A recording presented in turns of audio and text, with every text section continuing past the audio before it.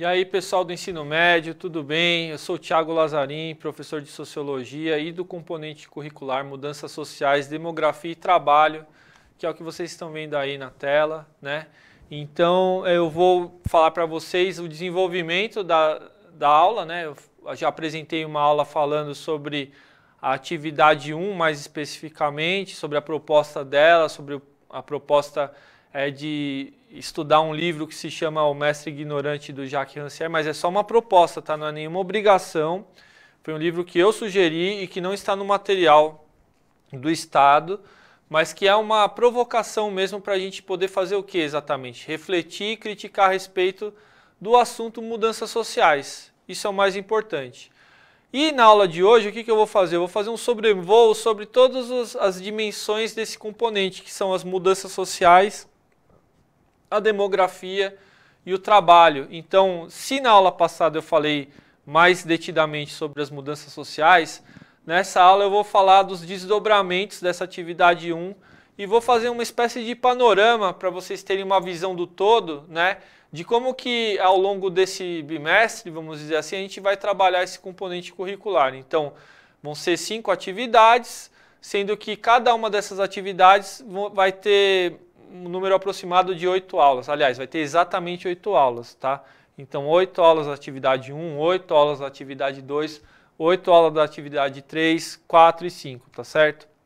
Então, fechando isso daí, a gente vai fazer o que exatamente? A gente vai ver como que nós traçamos essa reflexão sobre as relações entre mudanças sociais, demografia e trabalho, que são termos, que são conceitos muito trabalhados na área de ciências humanas, tá certo? E como que nós podemos contribuir dentro dessa área de ciências humanas para outras áreas, como, por exemplo, as ciências da natureza e, particularmente, também a área, né, de exatas, né, das linguagens, dos números, da matemática e assim por diante. Tá joia?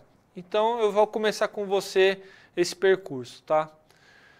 Mudanças sociais, demografia e trabalho, intro 2. Eu vou deixar aí no slide para vocês verem que existe uma habilidade aí do currículo que será trabalhada, é só para constar. Para quem tiver maior curiosidade, pode acessar o repositório do Centro de Mídias e ler e também comparar com o material que tem com você, tá bom? Em seguida também habilidades e objetivos, ou seja, a ideia justamente desse componente curricular é levantar e testar hipóteses sobre temas e processos de natureza histórica, social, econômica, filosófica, política, cultural, em âmbito local, regional, nacional e global. Bom, isso eu já comentei na aula passada também, bastante, aliás.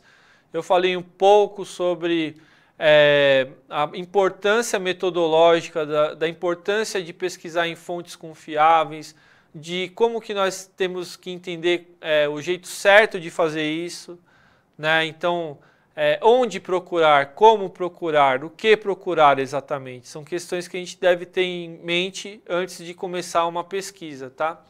E a outra questão aí do slide é o objetivo, né? Analisar e caracterizar as dinâmicas das populações, das mercadorias e do capital nos diversos continentes, com destaque para a mobilidade e a fixação de pessoas. O resto, né, vocês vão poder também ler no repositório, né, existem outros componentes, aliás, outros detalhes sobre os eixos estruturantes, as habilidades e os objetivos desse componente curricular, tá joia? Agora, um resumão das atividades. Como eu falei para vocês no começo desta aula, eu falei para vocês que as atividades todas, elas estão estruturadas em 8 aulas, né? Mas como exatamente? É o que mostra esse slide. Para o componente Mudanças Sociais, Demografia e Trabalho, estão previstas 30 horas de duração, com 2 aulas semanais e 5 atividades, né? E a atividade 1 deste componente está dividida da seguinte forma.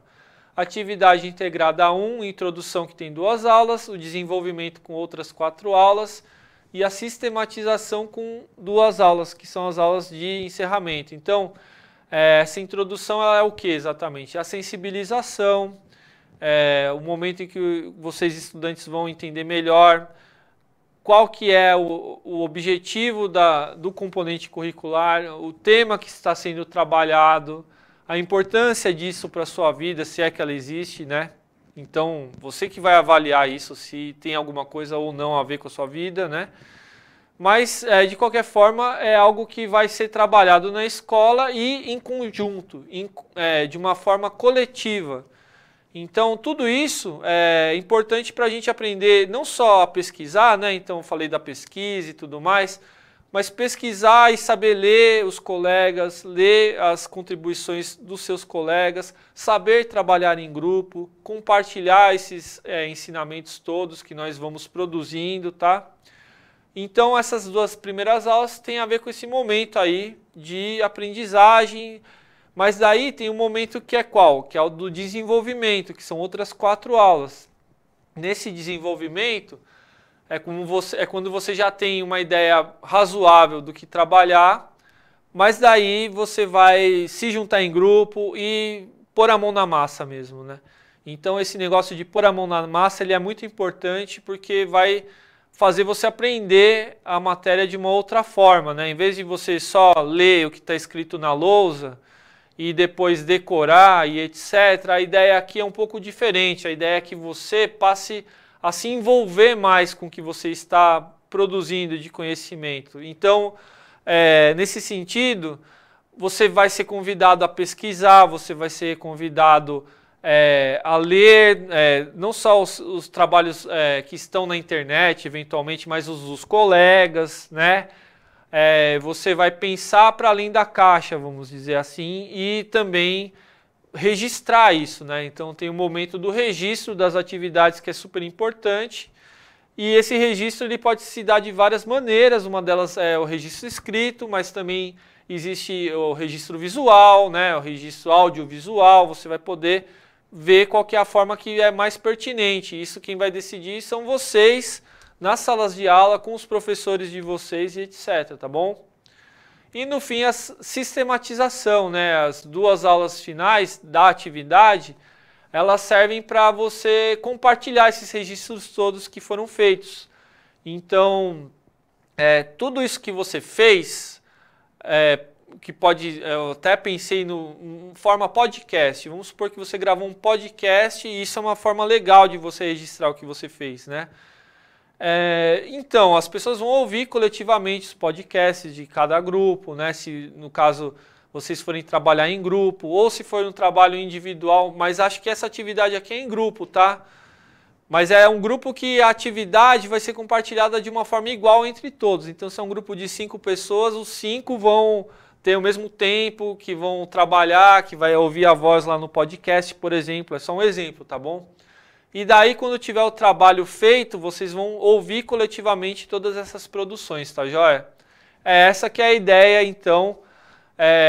Ou então, se for um registro escrito, você pode também escrever, mas depois você pode falar o que escreveu. Então, pode ser uma apresentação oral também, que é uma coisa super bem-vinda, né? As pessoas tirarem a timidez de lado, né? As pessoas não são muito tímidas para TikTok, para Instagram e tal. E pode ser isso também, né? Quem sabe o professor não sugere aí uma gravaçãozinha de um vídeo curto no formato desses mesmos que eu falei. Mas se não for o caso, né? Se vocês não tiverem essa tecnologia com vocês, vocês vão poder também fazer isso na sala de aula como? Falando, né? Falando para as pessoas, desenvolvendo a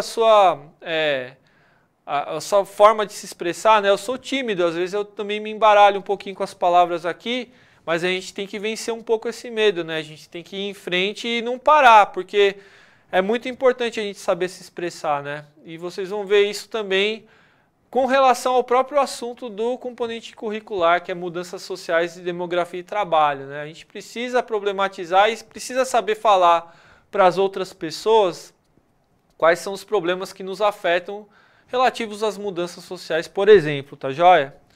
Então eu vou seguir com vocês. Atividade 1, eu falei na aula passada, né, qual que era a atividade 1. A nossa sugestão é de que se reflita sobre o lugar ocupado por pessoas tidas como mestres e aqueles que supostamente são ignorantes. Este lugar diz respeito à hierarquia do saber que a escola também reproduz, bem como a posição econômica na estrutura de classes e ao status social e cultural do jovem. Então, eu vou retomar muito brevemente a aula passada, só para dizer o seguinte, que o nosso componente mudanças sociais, demografia e trabalho começa com mudanças sociais. Qual é uma forma boa da gente ter essa dimensão do que são as mudanças sociais? Uma forma boa é a gente ver essas mudanças sociais na própria sala de aula, né? Então, quando um professor e um estudante eles mudam de lugar um com o outro, eles não estão realizando uma mudança social, porque isso demandaria uma mudança da sociedade inteira, né? Mas é uma forma de experimentar um deslocamento, né? Essa experimentação pode fazer com que o estudante ele enxergue, né, uma possibilidade que não foi dada ainda, né? É como se fosse assim, você todo dia vai para a escola, veste o seu uniforme, coloca a sua mochila nas costas, entra na sala de aula e vê as cadeiras todas enfileiradas e o professor lá de pé, né? E para você isso é o comum, é o que é a escola. Mas e se você chega nessa escola e essa escola está diferente? Você não vê mais a sala com aquela disposição de carteiras e o professor lá em pé, e você pode mudar de lugar com o professor, ir para o lugar onde ele está, experimentar todas essas mudanças. Vai deixar de ser uma escola? Vai deixar de ser uma sala de aula? Isso são perguntas, eu não estou aqui para afirmar nada, mas todas essas provocações que eu estou fazendo podem sugerir uma outra possibilidade, tá certo? Uma outra realidade que não foi ainda concretizada. Então, uma mudança social pode ser isso. Pode ser você viver numa sociedade que você ainda não imaginou. Mas ela pode existir. Mas ela só vai poder existir se você imaginar também. Então, para que essa sociedade ela exista, é necessário que as pessoas tenham o poder, a capacidade de imaginação, né? Agora, isso só acontece se existe também uma transformação prática, né? Isso que eu estou falando tem a ver com a sociologia, a gente chama isso de praxis também. Teoria e prática, elas estão juntas, andando juntas, ou não são separáveis uma coisa da outra. Então, gente, se você pode imaginar algo diferente, é porque na sua realidade concreta você transformou algo, você transformou o modo como você vê o professor e a si mesmo. De repente, o professor pode se ver a si próprio de uma forma diferente também. Ele pode se colocar no lugar do ignorante, que é esse o exercício que faz o filósofo Jacques Rancière, que eu comentei na aula passada. E quando ele se coloca nesse outro lugar de ignorante, ele pode fazer florescer dentro da sala uma outra relação entre as pessoas, na qual essas pessoas também se sintam mais à vontade para pensar, para propor, para conhecer, para ensinar e aprender, né? Então, são apenas sugestões, tá certo? Não é nada disso que eu estou falando é uma regra. Você tem que fazer isso desse jeito, dessa forma. São sugestões para mudanças no próprio ambiente da sala de aula, que quem vai decidir são vocês, quem está na escola, o professor, o estudante, são essas as pessoas que vão experimentar essas formas novas de se relacionar, né? E o meu papel aqui é só dar sugestões, tá certo? Mas quem sabe a partir dessas sugestões, os estudantes eles vão ter uma consciência um pouquinho maior, vamos dizer assim, da mudança social, né? Que é o assunto que a gente tem que estudar. Uma coisa é você pegar o livro e ler mudança social e falar, mudança social é quando a sociedade muda a sua estrutura. Daí isso vai soar de um jeito. Agora, quando você chega na escola, existe um exercício que esse que eu acabei de propor, que é das pessoas mudando de lugar umas com as outras, isso talvez faça um outro sentido. Mesmo que você não esteja mudando a sociedade, você está mudando um pouco a si próprio. Isso já é suficiente também para a gente poder vislumbrar uma mudança social ou entender melhor do que se trata essa questão, tá joia? Então é sobre isso, né? É sobre isso que eu estou falando, e essa é a atividade 1. Agora vamos fazer um sobrevoo. Eu falei que a gente ia fazer um voo panorâmico, né? Sobre as atividades que tem nesse componente. Então vamos lá para a atividade 2. A atividade 2 é assim, ó. A proposta dessa atividade é debater o fenômeno da migração considerando os seguintes aspectos: diferentes causas da migração, as condições socioeconômicas de origem e nas quais o imigrante ou o migrante se encontra atualmente, estigmas, preconceitos e violências possivelmente sofridos, né, a xenofobia. E o ponto 4 é o papel e as políticas de Estado para a migração. Então, olha só, nós estávamos falando de deslocamento, certo? Deslocamento entre professor e estudante, deslocamentos sociais. E o que é a migração, né? Se não um deslocamento, né? E a imigração, que é um deslocamento, obviamente, é um deslocamento de muitas formas, geográfico, de cultura, né, de pertencimento, enfim. Isso tem uma implicação em quê exatamente? No outro nome do nosso componente, que é a demografia. Então, a demografia de um país, de um lugar, ela muda conforme os fluxos migratórios. Então, e outra também, isso é uma parte, né, só da história. A outra parte é a seguinte, a nossa sociedade, ela não é pura, né? Nós somos conhecidos internacionalmente por sermos uma sociedade, a brasileira, uma síntese de muitas culturas, mas muitas mesmo.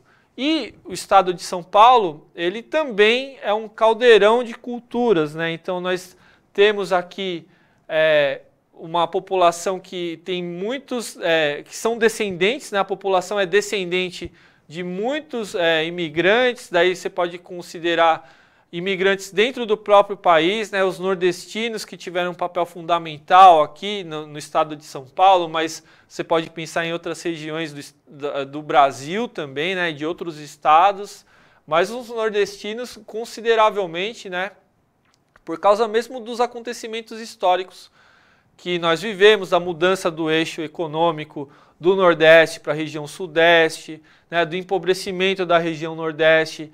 E daí as pessoas elas vão acompanhar também o fluxo econômico, né? Então, para sobreviver, né? São questões de sobrevivência, de vida. Então, é óbvio que nós temos também que valorizar muito a cultura nordestina, né? Mas eu estou falando desses migrantes, mas, poxa, pense em outros, pense também nos africanos, né? Nos povos africanos que são muito variados, né?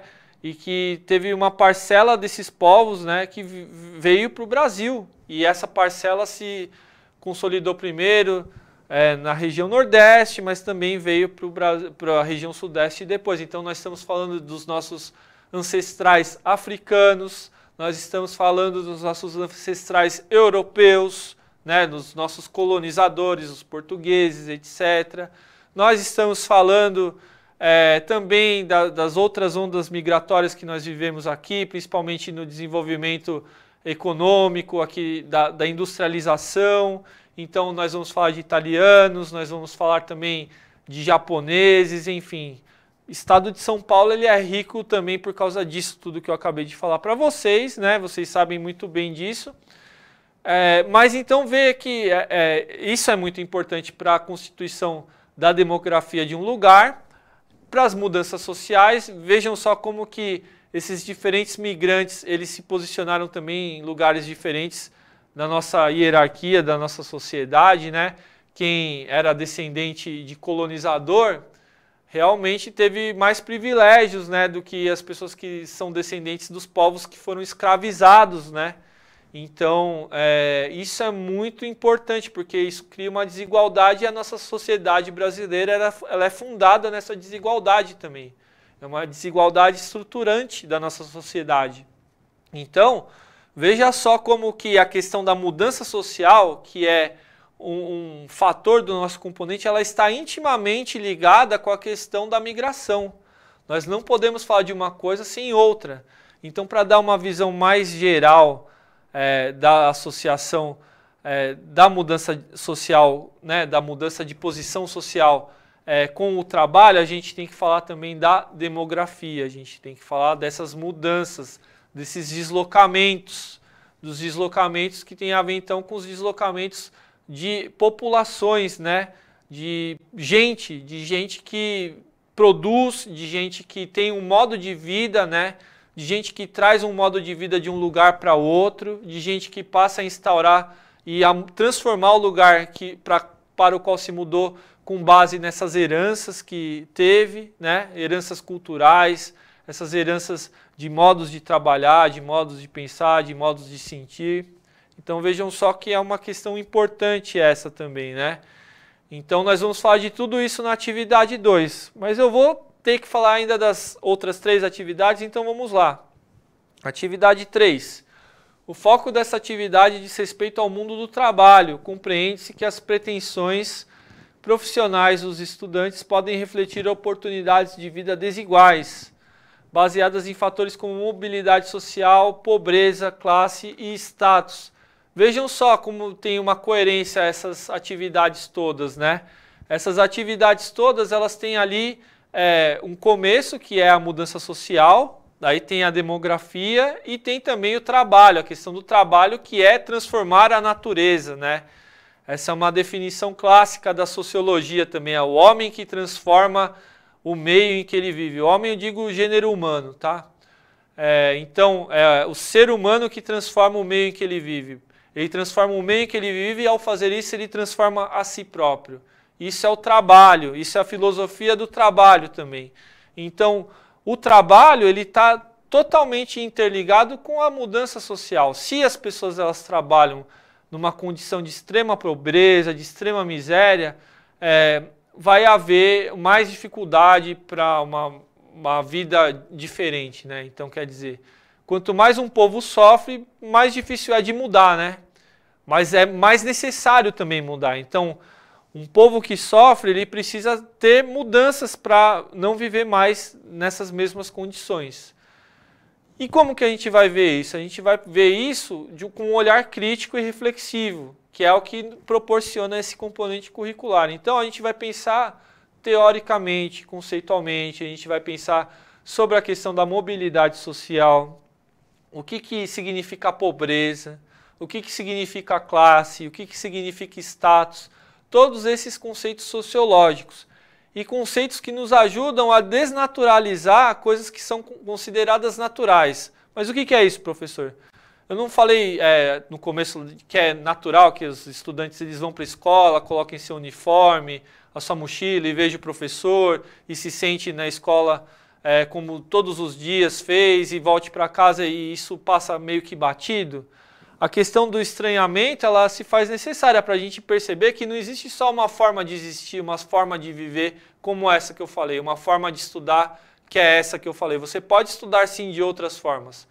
E é disso que eu estou falando agora também, tá certo? Então a desnaturalização é esse modo da gente ver o mundo com um olhar crítico para ver que essas coisas que existem, elas poderiam ser diferentes. Ou que elas aconteceram como aconteceram também por questões de injustiça, de desigualdade, etc. Então é necessário que as pessoas elas também pensem e ajam de uma forma coerente, de uma forma que tenha uma sintonia com a outra, né?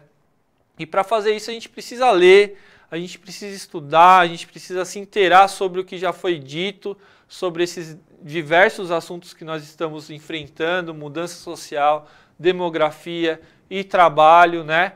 E a questão do trabalho, eu falei um pouco do caráter filosófico dela, ela é extremamente importante, porque as pessoas reconhecem o seu lugar no mundo muito a partir do seu trabalho, né? Elas entendem quem elas são, ou as pessoas que convivem com ela, a partir daquilo que ela produz e das trocas que ela efetua com essas pessoas, né? Então o trabalho ele é central nessa discussão. Então, pessoal, a proposta aqui é justamente essa, de que as pessoas elas reflitam justamente sobre o trabalho e as pretensões do trabalho, né? Então, a gente estava falando aqui do professor, o professor ele tem um certo status na sociedade, ele pode ser mais ou menos valorizado. Então, os estudantes eles vão querer ser professores no futuro ou não, engenheiros, advogados, né? Tudo isso depende da valorização que essas profissões todas têm, né?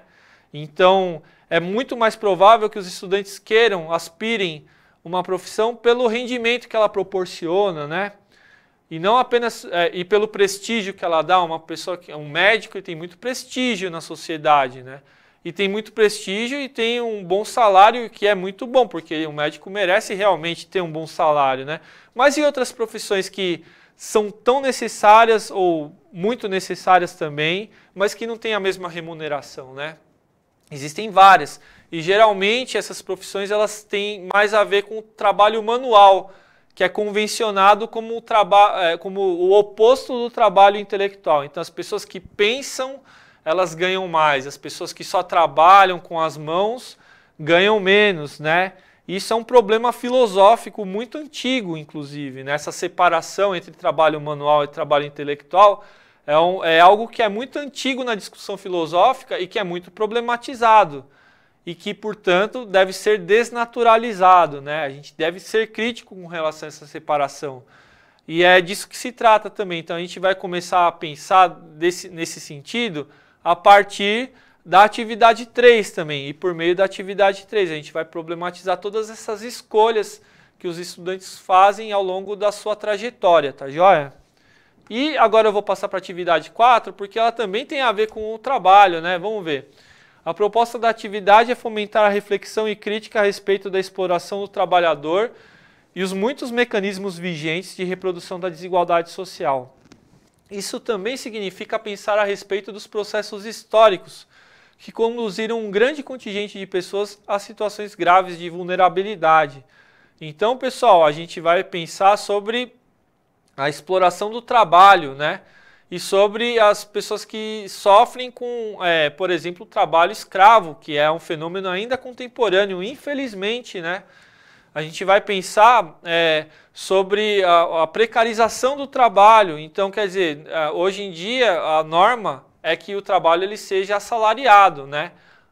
Não é mais admitido o trabalho escravo. Mas mesmo o trabalho assalariado, ele também pode assumir muitas formas de exploração, né? Então, a gente fala de fenômenos que surgem ali com o toyotismo, né?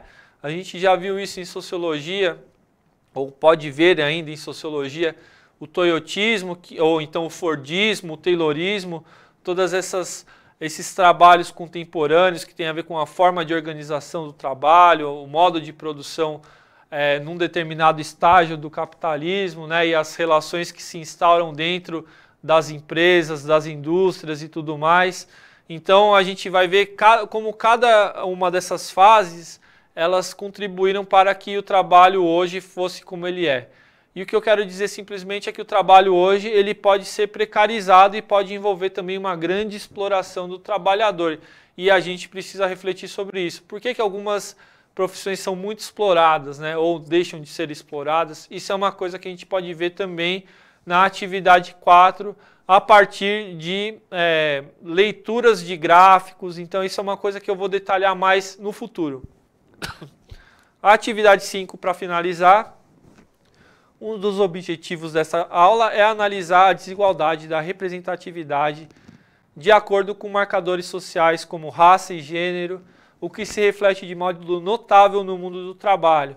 Então, pessoal, ainda fazendo uma continuação dessa atividade 4, a atividade 5, ela vai ver como que essas posições na estrutura da sociedade, posições econômicas, posições de poder, portanto, também, elas são definidas a partir desses marcadores sociais que têm a ver também com a ancestralidade, daí entra a relação com a demografia, que nós já falamos também, né?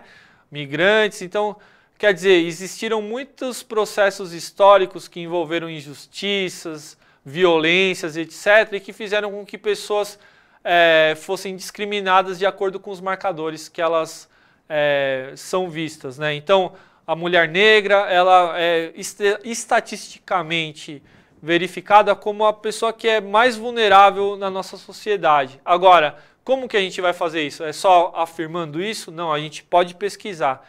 E o que eu vou sugerir para vocês na atividade 5 é como fazer essa pesquisa. Como que a gente pode, de uma forma metodológica, teórica, aferir mesmo, asseverar que a mulher negra ela é, dentre todos os perfis das pessoas na sociedade, o marcador mais afetado, né? O perfil mais afetado. É isso que a gente vai ver então na atividade 5, tá joia? Então, pessoal, acho que eu consegui resumir aqui as 5 atividades que nós vamos ter ao longo desse bimestre e eu espero vê-los numa próxima, tá certo? Um grande abraço para vocês e até mais.